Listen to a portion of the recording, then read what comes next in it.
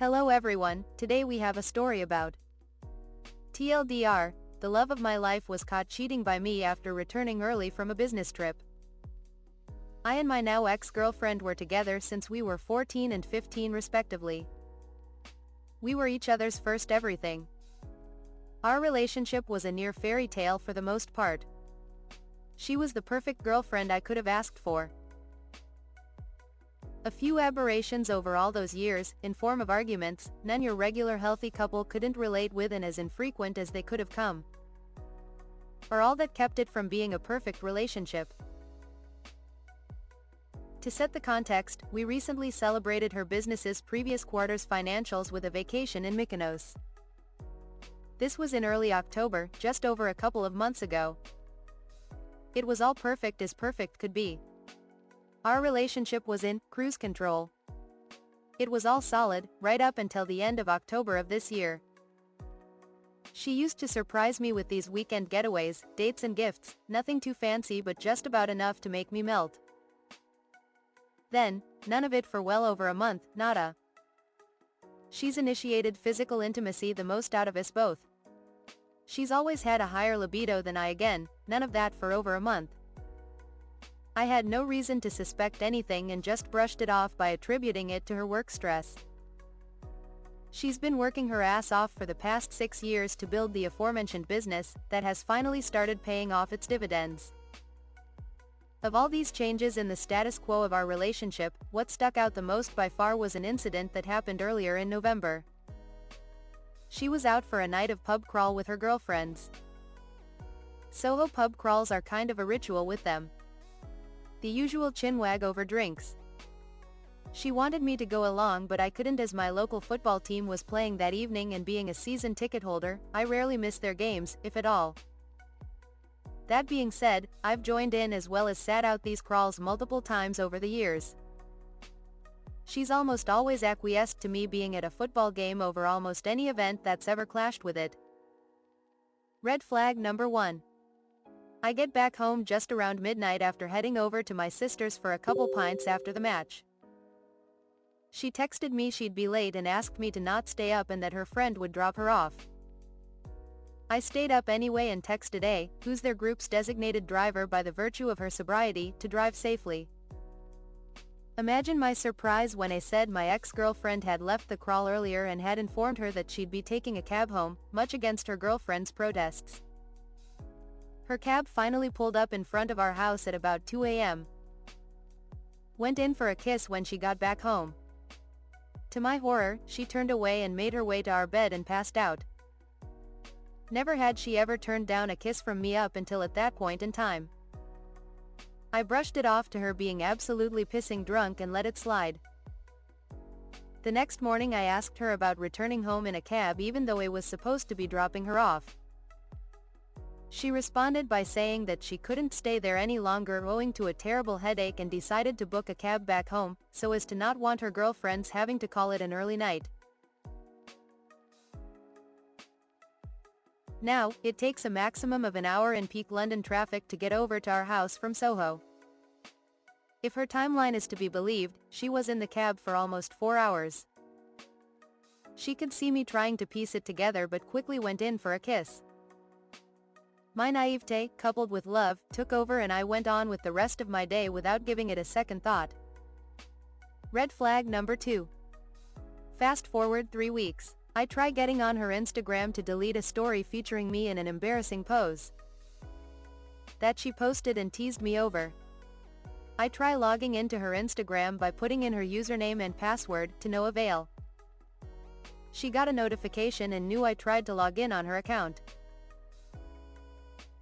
Gave me a wry smile and revealed she'd changed her password in anticipation of me trying to log in and deleting that story. Fair enough, I would go on to accept this version. What I couldn't really wrap my head around was her removing her Instagram profile photo she's had for the past 7 years, featuring the both of us and updating it with a solo photo of herself. I was hurt but again, my naivete led me to believe it was much ado about nothing. Red flag number 3, D-Day 1. As December was upon us, I was supposed to travel to India, China and Singapore on a business assignment. My company was to send me over for 26 days, as that's what we'd estimated the maximum time frame to be allocated for the project by factoring in the worst-case scenarios. We'd never been away from each other for this long. She was distraught but accepted me going away for that long after a night of us cuddling and crying our eyes out. The next few days were rough for us both. The time zone misalignment restricted us to a limited amount of FaceTime. D-Day was just 2 weeks into December. On a FaceTime call, I saw what looked like a bra on the floor and immediately recognized it wasn't hers, owing to its color. I asked her about it and she tried to angle the camera such that it was no longer visible and deliberately moved over to that space and pointed the camera at the floor. Of course it was no longer there, she has to have kicked it out of sight. My heart was trying its best to dispel any notions of some other girl being there with her, but my eyes wouldn't let me unsee what they saw. I couldn't sleep that night. Red flag number 4, D-Day 2. I'd never gotten over her hiding that bra on the floor from my sight.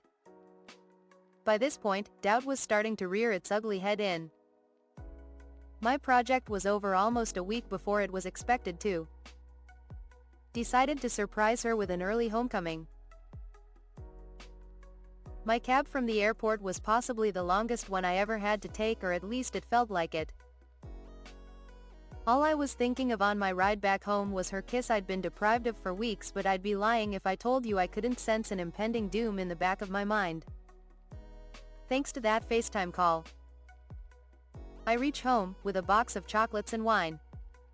Let myself in without any noise, so as to surprise her. All good up until this point. Hear the shower running. I was in half a mind to join her in there but decided against it in favor of planting myself at the door and recording her reaction on my camera. Weirdly enough, our bedroom door opens and there she is, wrapped in a towel, about to hit the shower. My mind couldn't comprehend why she'd left the shower and steam running before getting in. But then all pieces were beginning to fall into place when she saw me and her face turned pale in trepidation, almost as if she were looking at a ghost and not the girl she's loved all this time. I yell, "Hey," and rush into her for a kiss. We kiss, but there's absolutely no reciprocation from her end. Here's how it played out after I pulled away and she was still looking at me in shock without saying a word. Me, "Babe, are you okay?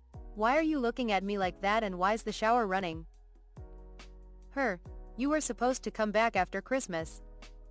Just as I was about to tell her I finished my work earlier than expected, I hear a girl's voice calling out her name from the shower. My legs started shaking at the very moment. Something I'd only ever seen other people write or say was happening to me.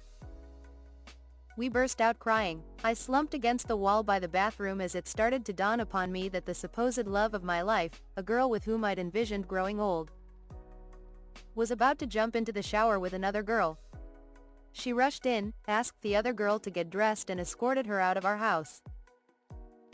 I barely got a look at the absolute vixen that turned my life upside down, the she-devil, for whom my ex-girlfriend decided to throw away over a decade of memories. She got down beside me and burst into tears, apologizing profusely. I pushed her away and she hit her head on the bedside table. Was the only time either of us ever got violent. Despite that, she refused to stay away and came back in trying to wrap herself around me. For the next couple of hours it was more of the same, her being apologetic, groveling and me crying to the point of passing out on the floor. She picked me up, put me on the bed and went out to fix me some tea. I locked her out and sunk back into the bed for another bout of tears, all this while her trying to explain her actions from the other side of the door. Now comes the worst part of it all. I was rummaging through the wardrobe for our spare stash of marijuana to calm myself down and realize the gravity of what had transpired.